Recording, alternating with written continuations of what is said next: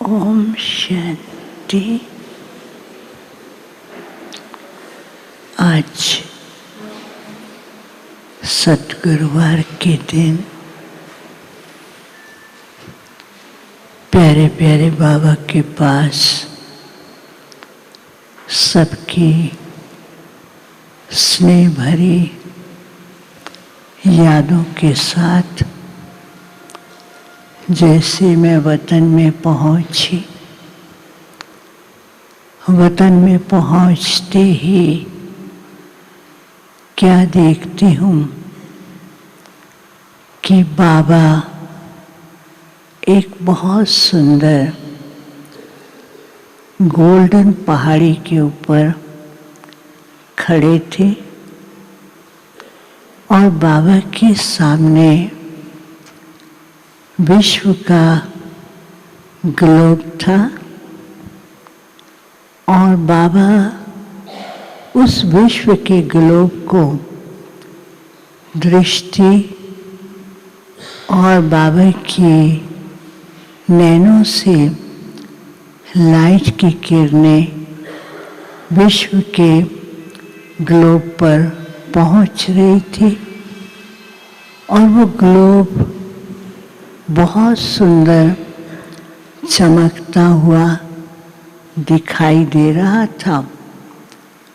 कुछ सेकंड में देखते ही बाबा के साथ ही कुछ स्टार्स बाबा के साथ हैं और वो स्टार्स भी बहुत चमकते हुए उनकी लाइट भी विश्व के ग्लोब पर पहुंच रही थी। कुछ समय के बाद बाबा ने मेरे को देखा, कहा आओ बच्ची। मैं जैसे बाबा के पास पहुंची तो मैं भी आश्चर्य से वो दृश्य देख रही थी। बाबा ने कहा, बच्ची बाबा क्या कर रहे हैं? मैंने कहा, बाबा ये दृश्य तो बहुत सुंदर लग रहा है।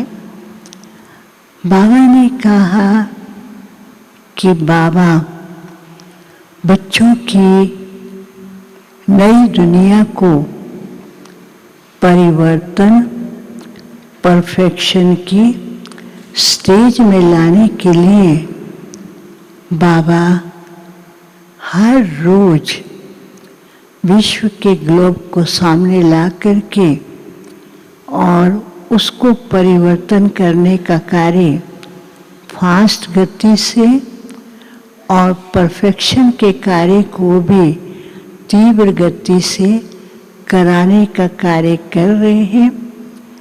बाबा ने कहा, केवल बाबा नहीं, ये जो स्टार्स आप देख रहे हैं ये यज्ञ के आधार मूर्त फाउंडेशन के जो निमित्त हैं वह सब मिलकर के इस कार्य को कर रहे हैं और सभी स्टार्स के अंदर एडवांस पार्टी के मम्मा, दीदी, दादियाँ सब दिखाई देने लगे। तो वो सब के सब हाथ में हाथ दे कर के ऐसे सर्कल में खड़े थे।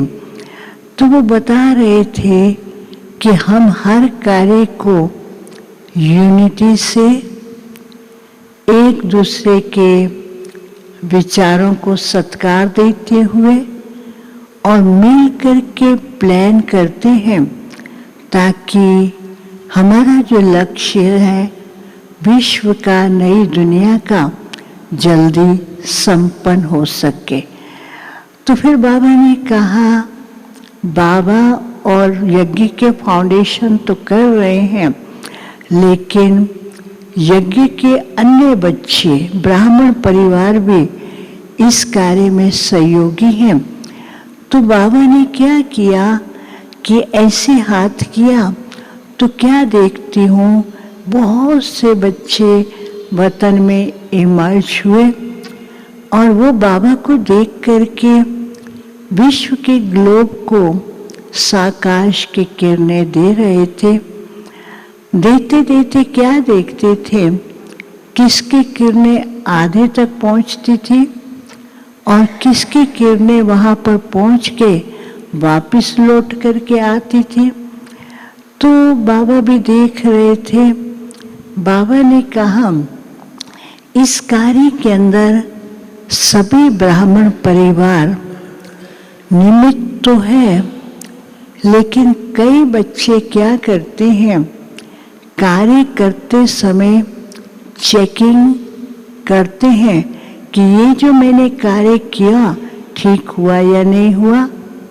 और कई बच्चे ऐसे हैं, वो काउंटिंग करते, गिनती करते हैं कि मैंने इतना टाइम किया, मैंने इतना समय किया। तो वो काउंटिंग जो करते हैं तो उसका पूरा प्रभाव नहीं पड़ता। तो बाबा ने कहा, अभी समय को देख करके ये नहीं सोचना है कि मैं क्या कर रहा हूँ, मेरे कारण ही हो रहा है। सभी बच्चों का एक ही काम है, अपने संगठन में मजबूत होकर के एक ही संकल्प के द्वारा कि अब ये दुनिया परफेक्ट बन रही है और इसको परिवर्तन करने वाले हम बच्चे हैं और हम बच्चे परिवर्तित होंगे और तब ये परिवर्तन का कार्य शुरू होगा। बाबा ने कहा, ये सारा परिवर्तन का कार्य बच्चों की स्टेज पर ही निर्भर है। बच्चे जैसे ही संपन्न बनेंगे तो उतना विश्व भी संपन्नता की ओर जल्दी बनेगा। फिर बाबा जैसे सबको दिखा रहे थे, सब इतने स्टार्स थे और वो स्टार्स इतने दिखाई दिए कि पूरे विश्व के अंदर, ग्लोब के अंदर सभी स्टार्स के द्वारा प्रकृति और वायुमंडल और वहाँ का सतयुगी दुनिया के नज़ारे इतने सुंदर हरे भरे और चारों तरफ खुशहाली दिखाई दे रही थी। बाबा ने कहा, ये सारा जो प्रकृति का परिवर्तन, सतयुगी दुनिया की हरियाली और सतयुगी दुनिया के नज़ारे जो हैं वो अभी बच्चों की आंतरिक स्थिति पर आधारित है। तो बच्चों को अपनी आंतरिक स्थिति को एक तो प्योरीफाई करना है। प्रकृति तब प्योरीफाई होगी जब बच्चों की आंतरिक स्थिति प्योरीफाई होगी। दूसरा, अपने संस्कारों को गोल्डन संस्कारों की तरह बनाना है। अभी तक बच्चों के संस्कारों के अंदर कुछ न कुछ मिक्सचैरिटी होती है। कभी किसी बात का चिंतन, कभी थोड़े नेगेटिव, कभी थोड़े व्यर्थ होते हैं।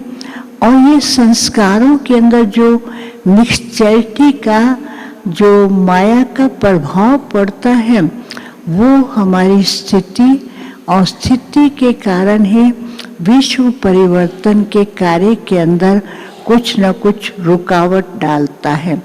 तो बाबा ने कहा, बच्चों को विशेष जो है, कुछ भी हो जाए, अपने प्योर थॉट्स को गोल्डन बनाए। ऐसा गोल्डन बनाए कि जैसे हर चीज में कल्याण है और कल्याण की भावना हर परिस्थिति में स्वयं के प्रति, पुरुषार्थ के प्रति कल्याण की भावना रखेंगे तो वो गोल्डन स्थिति रहेगी। माया तो कई प्रकार की परीक्षाएं लेने के लिए कई प्रकार के लुभावने दृश्य दिखाएगी, लेकिन बच्चों को इन लुभावने दृश्यों से प्रभावित नहीं होना है। दूसरी बात बाबा ने कही कि अपने जो संगठन है, ब्राह्मण परिवार के अंदर हर बच्चे को बाबा ने अपना बनाया है, उनके अंदर विशेषता है, उनकी विशेषताओं को और बढ़ाने के लिए उनके प्रति भी कल्याण की भावना रखें। और तीसरी बात बाबा ने कही कि प्रकृति को साकाश के साथ ये ध्यान देना है कि प्रकृति परिवर्तित होने के साथ साथ उसके अंदर प्योरिटी कितनी आ रही है, वो प्योरिटी के वाइब्रेशन भी उनके पास भेजने हैं, क्योंकि प्रकृति इंतज़ार कर रही है आप इष्ट देव उनको भी वरदान दें और वो वरदानों से अपने को प्योरीफाई कर सके। फिर बाबा ने कहा सबसे बड़ी बात जो है, जो विश्व के बड़े लोग हैं, अथॉरिटी वाले हैं, किसी भी फील्ड के हैं, चाहे वो साइंस के हैं, चाहे और किसी फील्ड के हैं, धर्म नेताएं हैं, उनको भी आप ऐसे वाइब्रेशन दें कि उनको लगे कि परमात्मा हमारी पुकार सुन रहा है। तो मैंने कहा बाबा उनको तो वाइब्रेशन देते हैं।